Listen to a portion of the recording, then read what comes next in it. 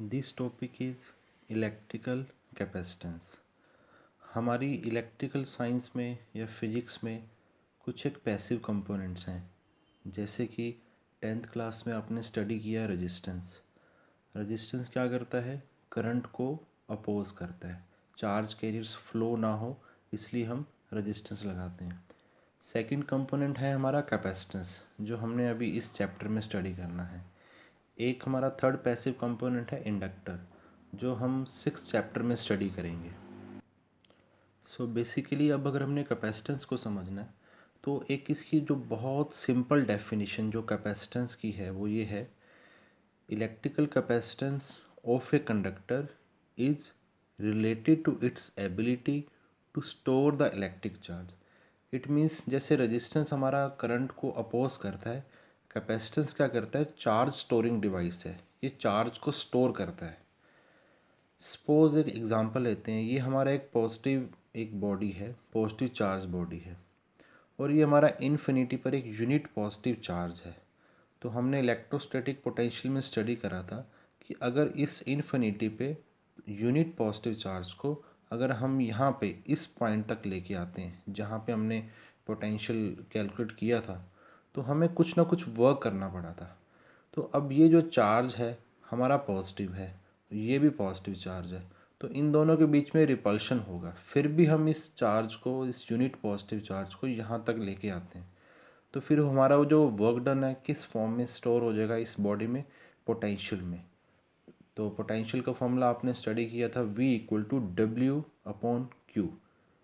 तो अगर मान लो इस बॉडी को मैं और चार्ज देता हूँ, जैसे अभी इसमें जितने भी पॉजिटिव चार्ज थे उसके अलावा मैं इसमें और पॉजिटिव चार्ज ऐड कर देता हूँ, तो फिर हमारा ये जब वापस मैं इसको यहाँ पर लेके आऊँगा तो पहले जितना भी रिपेल कर रहा था तो इसको और चार्ज देने के बाद ये और ज़्यादा रिपेल करेगा, इसको और ज़्यादा रिपेल करेगा, तो हमें ज़्यादा वर्क डन करना पड़ेगा। इट मीन्स इस बॉडी का पोटेंशियल और ज़्यादा इंक्रीज़ हो जाएगा। तो एक बात तो क्लियर होगी कि अगर हम किसी बॉडी को, किसी भी कंडक्टर को अगर कुछ चार्ज देते हैं तो उसका पोटेंशियल इंक्रीज़ हो जाता है।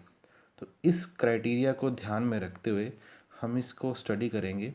If a charge Q is given to the conductor raises its potential by V। तो ये लाइन समझाने के लिए मैंने आपको ये एग्जांपल दी है। It means Q proportional to V। जो चार्ज है वो किसके प्रोपोर्शनल है? पोटेंशियल के। और जब प्रोपोर्शनैलिटी का सिंबल हटेगा तो एक कांस्टेंट आएगा, वो आएगा C, where C is called electrical capacitance of the conductor. ये हमारा C कांस्टेंट है जो कि कैपेसिटेंस है हमारा जो कांस्टेंट।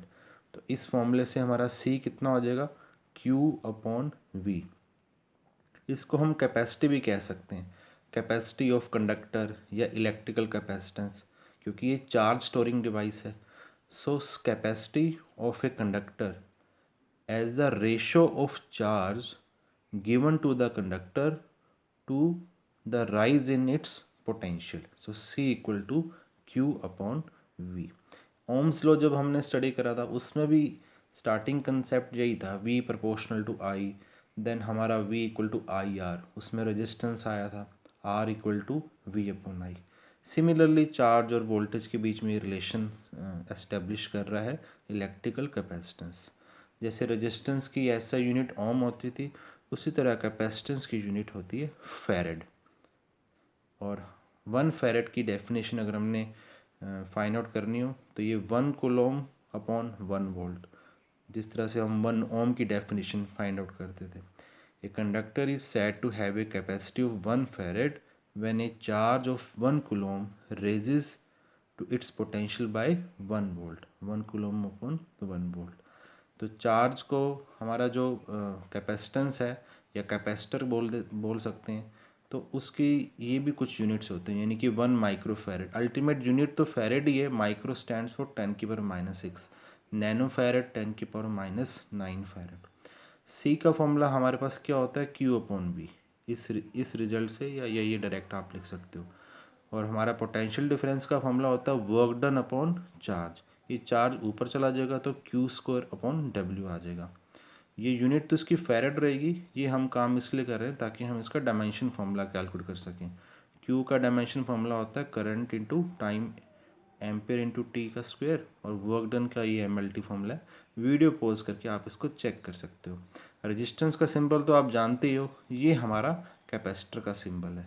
ये दो पैरेलल प्लेट्स हैं और उन दोनों का साइज़ इक्वल है। इसको आप बैटरी या सेल से कंफ्यूज मत कर लेना। बैटरी और सेल में पॉजिटिव टर्मिनल लाइन होती है, प्लेट बड़ी होती है, नेगेटिव छोटी होती है, लेकिन इन दोनों का इक्वल साइज़ है। थैंक्स।